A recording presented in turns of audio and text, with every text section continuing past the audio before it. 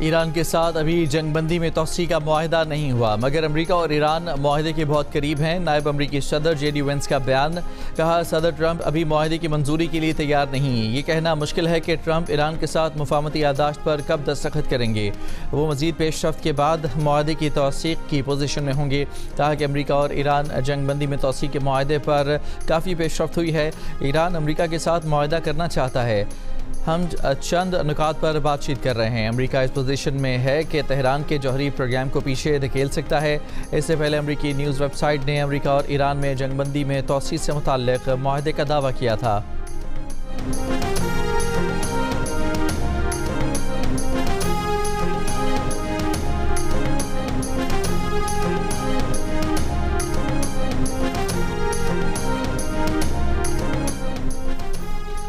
अमरीका और ईरान में जंगबंदी में तौसीक का मुआहदा हो गया। अमरीकी न्यूज़ वेबसाइट एक्सियोस का दावा।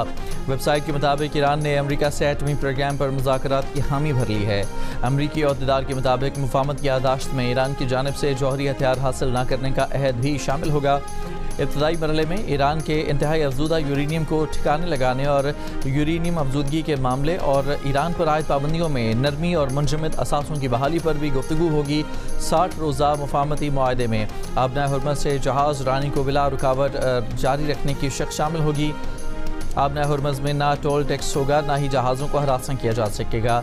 ईरान को 30 रोज़ के अंदर आबना हुर्मज़ से तमाम बारूदी सुरंगें हटानी होंगी। अमरीकी बहरी नाकाबंदी भी ख़त्म कर दी जाएगी। अमरीकी हुकाम के मुताबिक मुआहदे की ज़्यादातर शराइत पर मंगल तक इतफाक़ हो चुका था। दोनों जानिब की आला क़यादत की मंजूरी अभी बाकी है। अमरीकी अहदेदार ने यह दावा भी किया है कि ईरानी हुकाम कह रहे हैं कि ज़रूरी मंजूरी हासिल कर ली गई है और ईरान मुआहदे पर दस्तखत के लिए तैयार है। तहम अमरीका ईरान मुफाहमत पर सदर ट्रंप की हतमी मंजूरी अभी बाकी है। अमरीकी और अरब मीडिया के मुताबिक वाइट हाउस ने खबर की तस्दीक की है।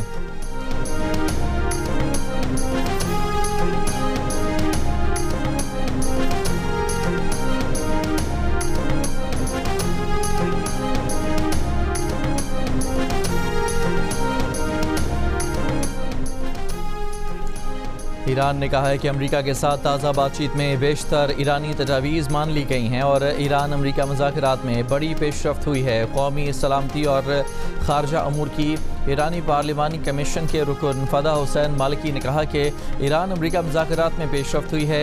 ईरान को अब तशवीश सिर्फ सदर ट्रंप की अनप्रेडिक्टेबिलिटी को लेकर है और ट्रंप के वादे वफा न करने की आदत पर है, जिसका मुज़ाहिरा हालिया दिनों में अक्सर किया गया है।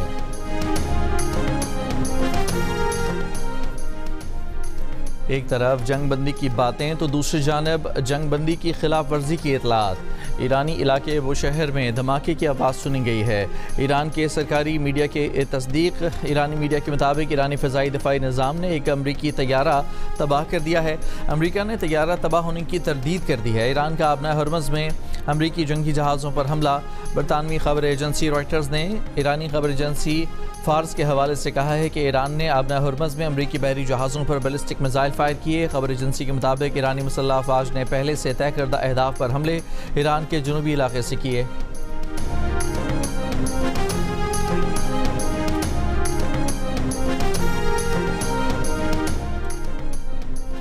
अमरीका का ईरान पर फिर हमला। ईरान का जवाब, खित्ते में अमरीकी अड्डे को निशाना बनाने का दावा।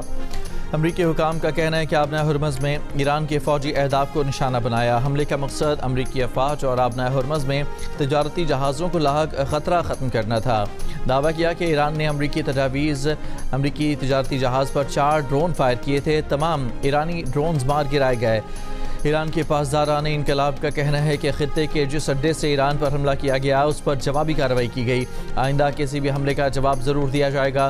3 जहाज़ों को आबना हुर्मज़ में दाखिले से रोक दिया। रूसी खबर एजेंसी के मुताबिक अमरीकी ऑयल टैंकर ने आबना हुर्मज़ से गुजरने की कोशिश की, जिस पर पासदारान इनकलाब ने वार्निंग शॉट्स फायर करके जहाज़ को वापस जाने पर मजबूर कर दिया।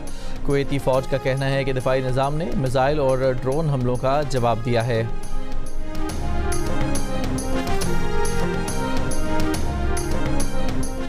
इसराइल पर फ़लस्तीनी कैदियों के रेप और जिनसी तशद्दुद का इल्ज़ाम साबित। अक़वाम मुत्तहिदा ने इसराइली सिक्योरिटी फोर्सेस को अपनी ब्लैक लिस्ट में शामिल कर लिया। अक़वाम मुत्तहिदा ने अपनी रिपोर्ट में लिखा कि फ़लस्तीनी कैदियों के रेप और उन पर जिनसी तशद्दुद में मुलव्वस अफराद का ताल्लुक इसराइली फ़ौज, सिक्योरिटी फोर्सेस और इसराइली जेल हुकाम से है। इसराइल पर रेप और जिनसी तशद्दुद के इल्ज़ामात काबिल वसूख हैं। अक़वाम मुत्तहिदा ने रूस को भी यूक्रेनी कैदियों पर जिनसी तशद्दुद का ज़िम्मेदार करार देकर इसकी सिक्योरिटी फोर्सेस को ब्लैक लिस्ट कर दिया है। इसराइल ने अक़वाम मुत्तहिदा के फैसले को शर्मनाक करार दे दिया।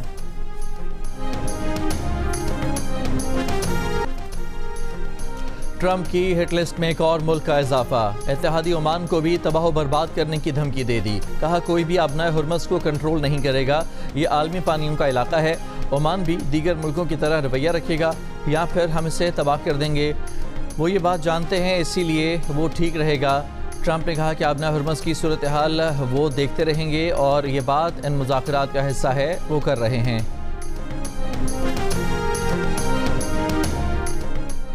ट्रंप की धमकी पर ईरान का ओमान से इजहार यकजहती। ईरानी वज़ारत ख़ारजा के तर्जुमान इस्माइल बक़ाई ने कहा कि ईरान ओमान के साथ खड़ा है।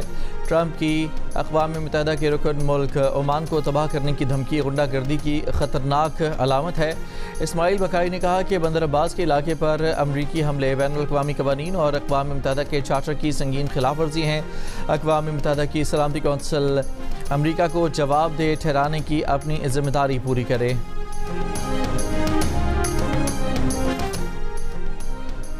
ट्रंप की ओमान को धमकी उनके गलत अंदाज़ों की अक्कास है, जैसे उनकी पॉलिसियाँ ईरानियों के खिलाफ जंग में शामिल होने के हवाले से गलत अंदाजे पर मबनी थी। ओमानी तजियाकार मुस्तफ़ा अल शायर का ट्रंप के बयान पर रद्द-ए-अमल। कहा कि ओमान वो मुल्क है जिसने दहाइयों तनाज़ात हल करने में अमरीका की मदद की। दूसरी जानिब अमरीकी इंसानी हुकूक की तंजीम डॉन के डायरेक्टर रीड जरार्ड ने कहा कि किसी भी खुद मुख्तार मुल्क को तबाह करने की धमकी देना किसी माफिया के बॉस जैसा अमल है।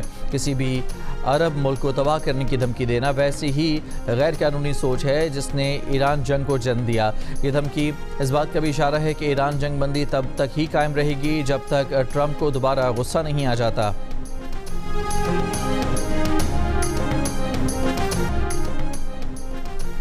मौका कोई भी हो, जियो टीवी अपने चाहने वालों की दिलचस्पियों का रखता है दिल से ख्याल। बड़ी ईद पर अपने नाजरीन की खुशियों को दुबाला करने के लिए जियो टीवी सजा रहा है ईद के तीनों दिन लगातार भरपूर एंटरटेनमेंट का तवील सिलसिला सिर्फ जियो पर। बड़ी ईद पर जियो टीवी के नाजरीन के लिए बड़ी एंटरटेनमेंट। जियो टीवी अपने नाजरीन की दिलचस्पी बढ़ाने के लिए लाया है सिल्वर स्क्रीन का जादू। अब ईद के 3 दिन होगा ब्लॉकबस्टर मूवीज़ का तहलका।